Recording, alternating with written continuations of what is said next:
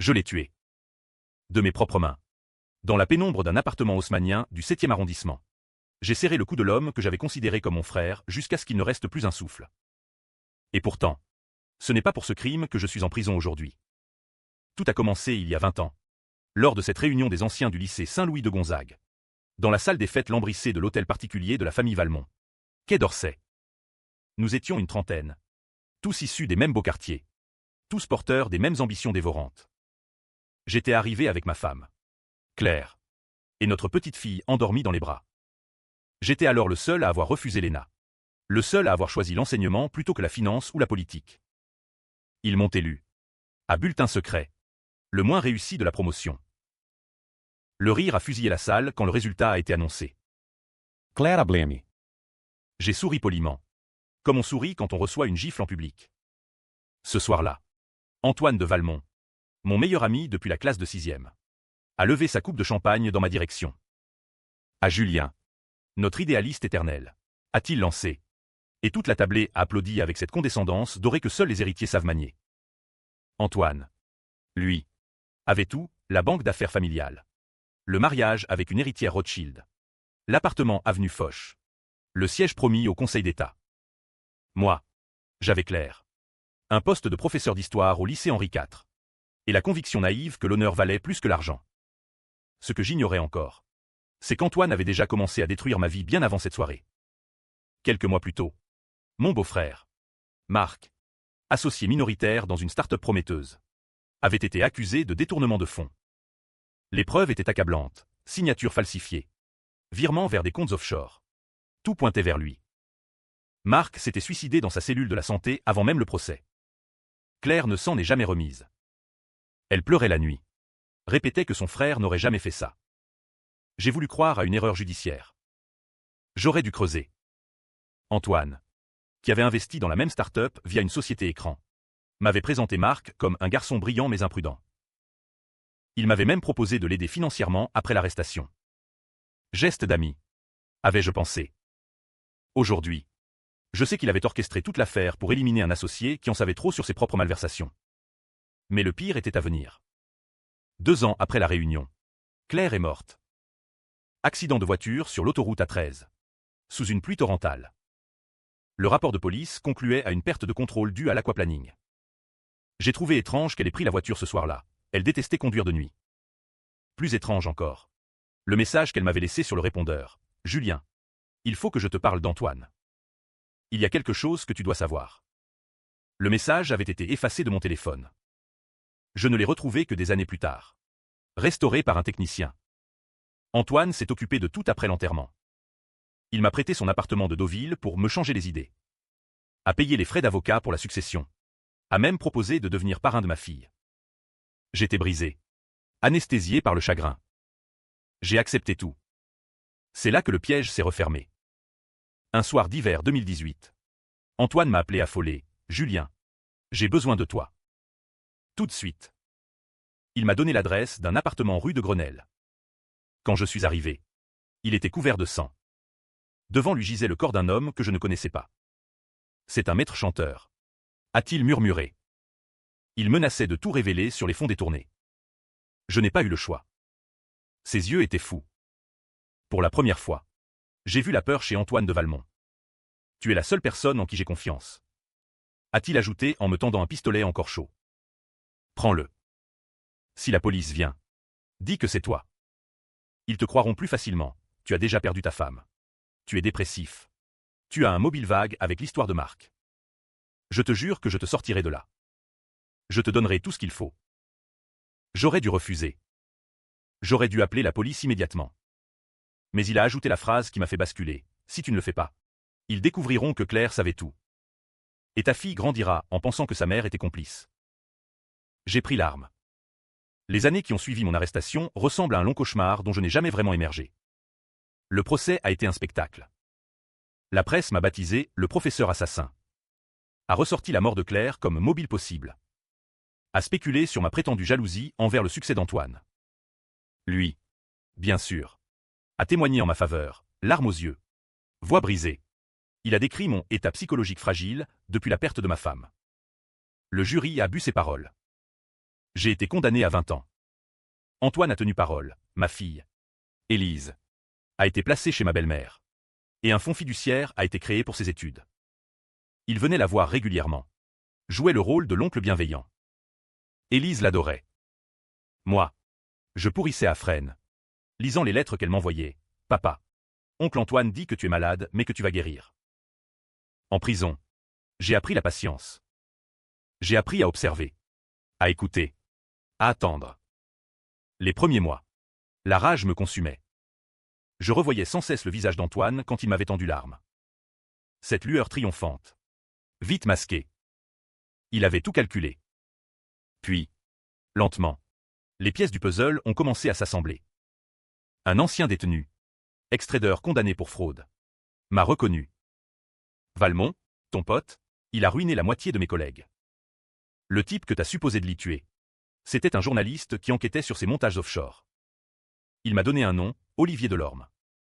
J'ai commencé à comprendre que je n'étais pas la première victime. Grâce à une surveillante compatissante, j'ai pu accéder à des archives numériques. J'ai passé des nuits à reconstituer le parcours d'Antoine, les sociétés écrans, les paradis fiscaux, les pots de vin aux politiques. Et surtout, l'accident de Claire. Un rapport de gendarmerie interne, classé sans suite, mentionnait des traces de sabotage sur les freins de sa voiture. Le mécanicien qui avait fait la révision juste avant était employé par une garage appartenant à une holding 2. Valmont Finance. Claire avait découvert quelque chose. Elle voulait me le dire. Antoine l'avait fait taire. La rage est revenue. Plus froide. Plus précise. J'ai juré que je sortirais. Que je le ferais payer. En 2023. Un pourvoi en cassation basé sur de nouveaux éléments, un témoin qui avait vu Antoine près de l'appartement le soir du meurtre, aboutit à une libération conditionnelle pour vice de procédure. Antoine a tout fait pour bloquer. Mais le scandale était trop gros. J'ai été libéré après 8 ans. Élise avait 16 ans. Elle m'a regardé comme un étranger. Oncle Antoine dit que tu as changé. M'a-t-elle lancé le jour où je suis venu la chercher. J'ai vu la peur dans ses yeux. 8 ans de lavage de cerveau. Antoine m'attendait dehors. Costume impeccable. Sourire carnassier. Julien. Mon vieux. Content que la justice ait reconnu son erreur. Il m'a tendu la main. Je l'ai serré. Fort. Trop fort. Merci pour tout ce que tu as fait pour Élise. Ai-je dit. Ses yeux ont brillé. Il pensait m'avoir brisé. Il se trompait. Paris ne m'avait jamais paru aussi hostile qu'à mon retour. Je logeais dans un petit 2 pièces à Belleville. Loin des quartiers que j'avais connus. Antoine avait veillé à ce que je n'ai plus rien. Mes comptes bloqués pendant l'incarcération. Mon poste perdu. Ma réputation détruite. Mais j'avais quelque chose qu'il n'avait pas prévu, le temps. Et la haine. J'ai commencé par observer. Antoine était au sommet. Marié en seconde noces avec une présentatrice télé célèbre. Pressenti pour un ministère. Il collectionnait les honneurs. Sa banque avait fusionné avec un géant suisse, faisant de lui un multimilliardaire. Il donnait des conférences sur l'éthique en finance. L'hypocrisie était vertigineuse. Élise vivait chez lui. Avenue Victor Hugo. Il l'avait adoptée légalement pendant ma détention, arguant que j'étais incapable de m'occuper d'elle. Ma propre fille portait désormais le nom de Valmont en deuxième nom. Je les voyais parfois. Antoine emmenait Élise au lycée, lui offrait des vêtements de marque, l'inscrivait aux meilleures écoles. Elle riait à ses blagues. Elle ne me prenait plus au téléphone. Un soir, je l'ai suivie après les cours. Elle marchait dans la rue, écouteurs sur les oreilles, sac à dos de luxe. Je l'ai appelée. Elle s'est retournée. Surprise. Papa, qu'est-ce que tu fais là? Sa voix était froide. Antoine avait fait du bon travail. Je voulais te voir. Tu me manques. Elle a regardé autour d'elle, comme si elle craignait d'être vue avec moi. Oncle Antoine dit que tu devrais me laisser tranquille. Que tu n'es pas Stable. J'ai encaissé. Élise, tout ce qu'on t'a dit sur moi. Ce n'est pas toute la vérité. Elle a reculé. Tu as tué un homme. Papa. Tu as été en prison. Laisse-moi vivre ma vie. Elle est partie en courant. Cette nuit-là, j'ai décidé que le temps de la patience était fini. J'ai contacté les anciens contacts du journaliste assassiné. Certains avaient continué l'enquête dans l'ombre. Ils m'ont fourni des documents, des enregistrements. Des relevés bancaires. Des témoignages. De quoi faire tomber un empire. Mais je voulais plus que sa chute publique. Je voulais qu'il souffre comme j'avais souffert. J'ai commencé à m'infiltrer dans son monde. Sous une fausse identité. J'ai été embauché comme consultant externe pour un audit interne de Valmont Finance. Antoine ne m'a pas reconnu. 8 ans de prison m'avaient vieilli de vin. Barbe. Lunettes. Posture voûtée. J'étais un fantôme. De l'intérieur. J'ai vu l'étendue de la pourriture. Blanchiment pour des dictateurs africains. Corruption de juges. Menaces sur des témoins. Et toujours cette façade impeccable. Un jour. Dans l'ascenseur. Nous nous sommes retrouvés seuls.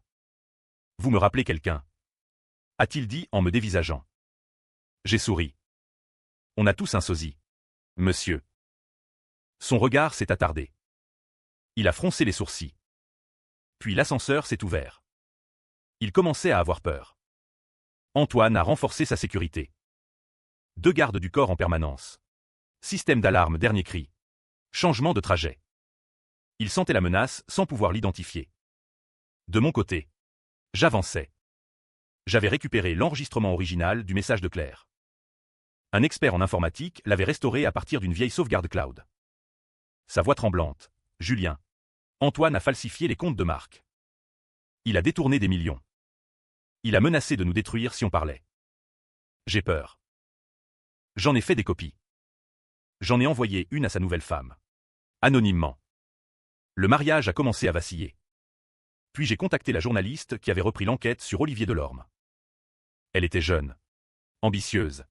Et surtout, elle haïssait Valmont depuis qu'il avait ruiné son père. Nous nous sommes vus dans un café de Montmartre. Vous avez des preuves? A-t-elle demandé. Plus que vous n'en avez jamais rêvé.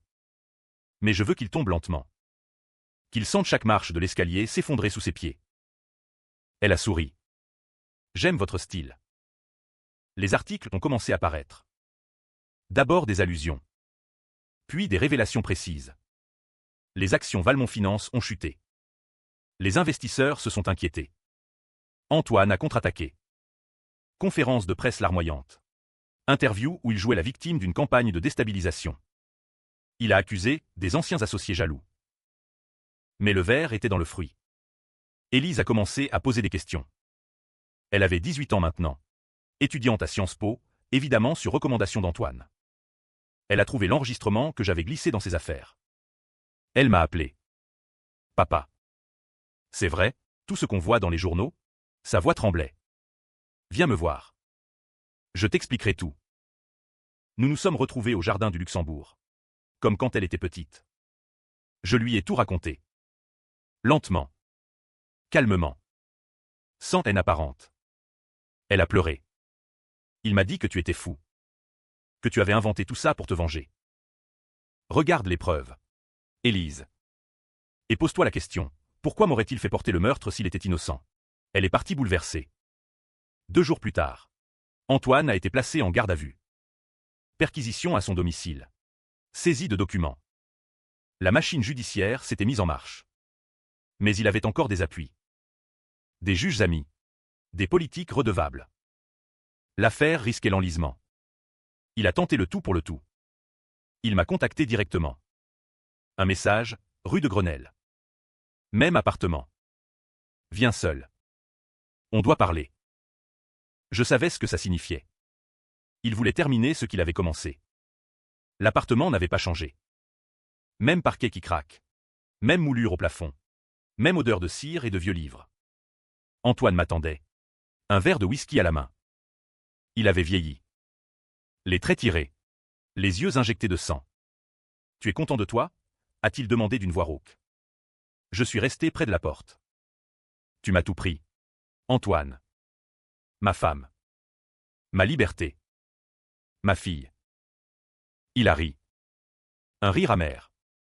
Tu crois que c'est moi qui ai tout pris? Tu n'as jamais compris. Julien. Tu étais trop pur. Trop faible. Le monde appartient à ceux qui osent. Il s'est approché. Claire. Elle avait découvert certaines choses. Des choses qu'elle n'aurait pas dû. Elle voulait tout te dire. Je n'ai pas eu le choix. Il l'avouait enfin. Et Marc. Un pion. Il en savait trop. Comme le journaliste. Comme toi. Il a sorti une arme. La même que celle que j'avais prise en main 10 ans plus tôt. Cette fois, ça finit ici. Tu vas te suicider. Accablé par le remords. Lettre d'aveu et tout le nécessaire. Élise héritera de tout. Elle ne saura jamais la vérité. J'ai souri. Tu crois vraiment que je suis venu seul? Dans la pièce d'à côté, la journaliste et 2 policiers en civil attendaient. Tout était enregistré. Antoine a blanchi. Il a levé l'arme. C'est là que j'ai bougé. 8 ans de prison m'avaient appris à me battre. Je l'ai désarmé en 2 mouvements. Nous sommes tombés. Coup. Insulte. Souvenir. Tu te souviens de la réunion? Ai-je halté en le plaquant au sol. Le moins réussi, regarde-toi maintenant. Il a craché du sang. Tue-moi. Vas-y. Tu seras comme moi. J'ai serré son cou. Ses yeux exorbités. Les souvenirs ont défilé, les parties d'échecs chez ses parents. Les examens passés ensemble. Les promesses d'amitié éternelle. J'ai serré plus fort. Puis je l'ai lâché. Non. Tu vivras. Et tu pourriras en prison comme moi. Les policiers sont entrés. Antoine a été emmené menotté. Le procès d'Antoine a été le plus médiatisé de la décennie. Toutes les charges, détournement, corruption, subornation de témoins. Et surtout, les meurtres de Claire, Marc et Olivier Delorme. Les preuves étaient irréfutables. Il a été condamné à perpétuité. Élise est venue me voir après le verdict. Papa. Je suis désolé. Pour tout. Nous nous sommes embrassés. Pour la première fois depuis 10 ans. J'aurais dû me sentir victorieux. Mais la victoire avait un goût de cendre. Car pendant le procès, une dernière vérité avait émergé. Claire, avant de mourir, avait laissé une lettre. Cachetée. Confiée à un notaire avec instruction de l'ouvrir seulement si Antoine était condamné. Dans cette lettre, elle expliquait tout. Les malversations. Les menaces. Mais elle ajoutait quelque chose que je n'étais pas prêt à entendre. Julien, si tu lis ceci, c'est qu'Antoine a été puni. Mais sache que je l'ai aimé. Avant toi. Pendant nos études. Nous avons eu une liaison. Élise. Élise est peut-être sa fille. J'ai voulu te le dire tant de fois. Pardonne-moi. Le test ADN, exigé par la défense d'Antoine pour tenter un ultime coup, a confirmé. Élise était la fille biologique d'Antoine de Valmont. Ma vengeance avait détruit l'homme qui avait élevé ma fille comme la sienne. Et révélé que la femme que j'aimais m'avait menti depuis le début. Élise a refusé le test au début.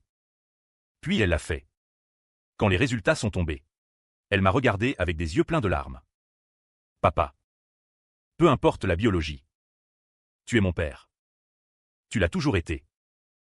Antoine, de sa cellule, a demandé à me voir. Je suis allé.